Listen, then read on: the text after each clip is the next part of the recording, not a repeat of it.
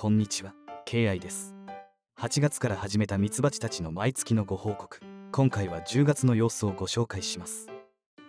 この場所で養蜂を始めて4年目となりますが、毎年秋に調子を崩すため、原因と対策を模索中です。本来なら秋になると蜜や花粉を集めにお出かけし、越冬に向けて蜂数が増えていかないといけないのですが、毎年秋になるとお出かけがほとんどなくなってしまい、冬に消滅を繰り返しています。昨年はオオスズメバチの襲来が原因かと思い、ネットをかぶせて防御しましたが、あまり効果がなく、どうも他の原因がありそうです。もしかしたらこの地域の秋の蜜源植物が少ないのではないかと思い、今年は秋に積極的に給餌をするという方針を立てました。またオオスズメバチ対策は粘着シートで行い、アカリンダにはメントールで対策もしっかり行っています。前回の動画でご紹介したように、残念ながら凍去も多く、9月末には2群れとなってしまいましたが、さて10月の様子はどうでしょうか。ハチトモさんの秋の採蜜の様子とともにご紹介します。それではやっていきましょう。まずは糖蜜体に襲われ、急遽別の場所に移設した群れです。こちらは9月6日の様子ですが、かなり蜂数は少ないもののまだよくお出かけしていました。10月4日に内見しました。残念ながら残った蜂は5匹くらいとなり、風前の灯火です。9月から給餌も行ったのですが、復活は難しい様子でした。10月18日に再度内見しました。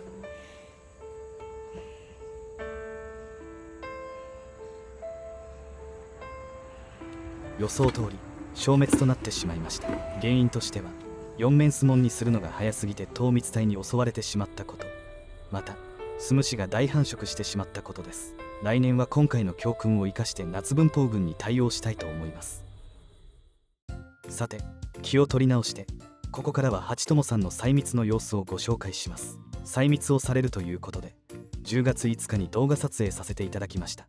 現在4群れを飼育されていますが、こちらのゴヤヨコの群れは最も大きく、中の巣の大きさは4段を超えているとのことです。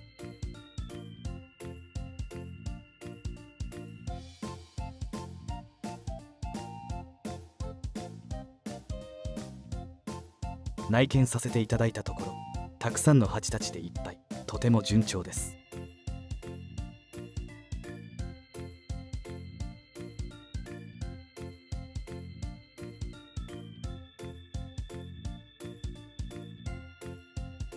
ここからの採蜜の様子は2倍速でご覧ください。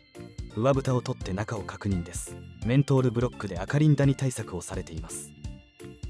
巣の子を外すと盛り上げ巣でいっぱい。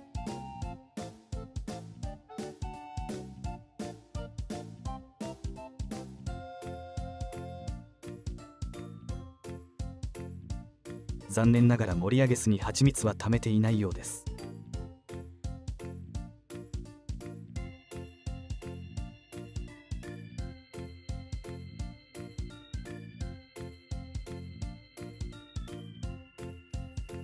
盛り上げ巣をワイヤーで切り取り、さらに一段をワイヤーで外していきます。蜂たちもとてもおとなしいですね。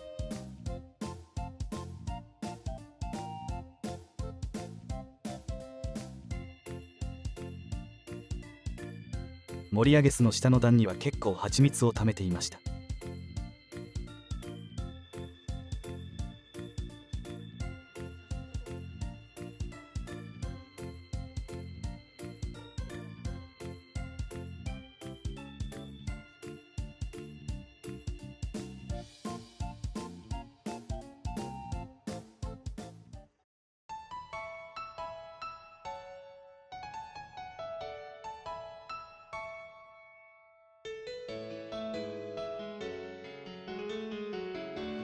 この段から4キロほどの蜂蜜が収穫でき、糖度は78だったとのこと。お裾分けをいただきましたが、とても美味しかったです。さて、採蜜の動画を撮っている時にハチトモさんが育てている野菜にミツバチがやってきているのに気づきました。これは産地とのことですが、調べてみるとレタスなどにミツバチがやってくるようです。柔らかい新芽のところをかじって巣の入り口になすりつけてスズメバチ対策にするらしいです。面白い習性ですね。さて、唯一残ったヒノキの下の群れの様子です。9月に続いて10月もオオスズメバチの襲来が多く、粘着シートでの対策を継続しました。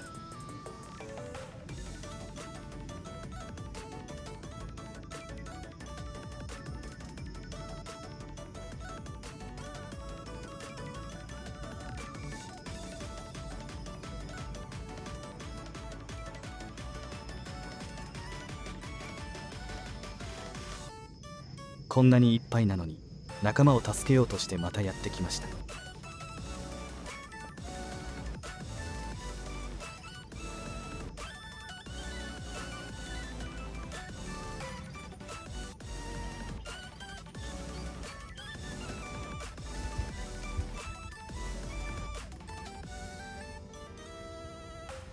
とうとう粘着シートに捕まりました。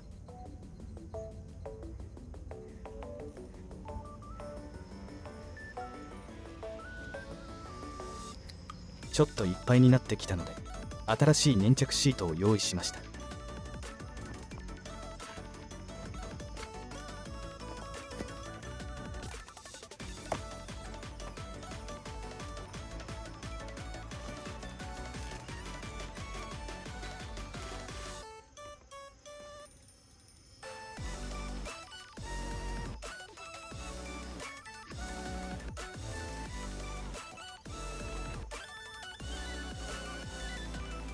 おとりとなるように、まだ完全に粘着シートにくっついていない2匹をくっつけておきました。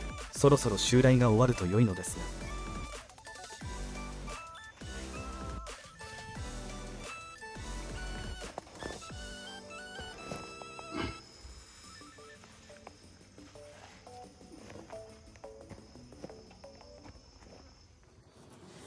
9月6日時点でのヒノキの木の下の群れの様子です。この時点では十分な蜂数でした。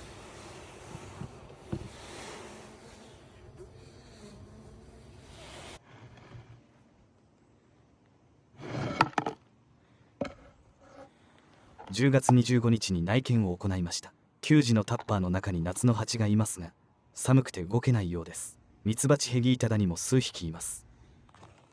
中を見たところ、残念ながら相当蜂数が減ってしまっています。蜂は黒っぽくなり、ウィンタービーのようです。